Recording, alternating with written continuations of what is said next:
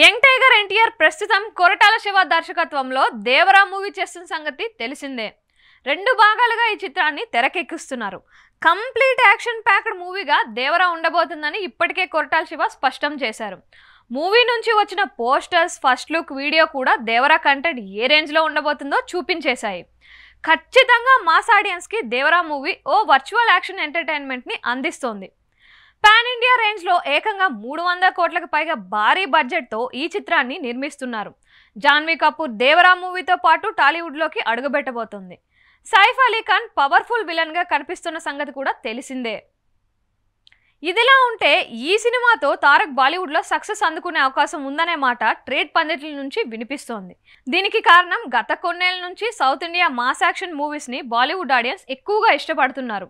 Allu Arjun Pushpa movie తెలుగులో అంతగా ఆదరణ రాకపోయినా బాలీవుడ్లో కొన్ని కోట్లు కలెక్ట్ చేసింది.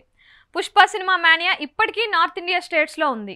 ఆ సినిమాలో mass action elements, characterisation Bollywood ఆడియన్స్కి బాగా కనెక్ట్ అయ్యాయి. అందుకే పుష్ప మూవీ బ్లాక్ బస్టర్ అయింది. దేవరా మూవీ కూడా అదే తరహాలో కంప్లీట్ యాక్షన్ ప్యాక్డ్ మూవీ అని తెలుస్తుంది. దానికి తోడు ఇప్పటికే RRR సినిమాతో బాలీవుడ్ ఆడియన్స్కి తారక్ చేరువ అయిపోయారు. ఇప్పుడు వార్ 2 సినిమాలో హృతిక్ రోషన్తో కలిసి స్క్రీన్ షేర్ చేసుకోబోతున్నారు. అలాగే బాలీవుడ్ స్టార్ జాన్వీ కపూర్, సైఫ్ అలీ ఖాన్ ఈ చిత్రంలో నటిస్తున్నారు.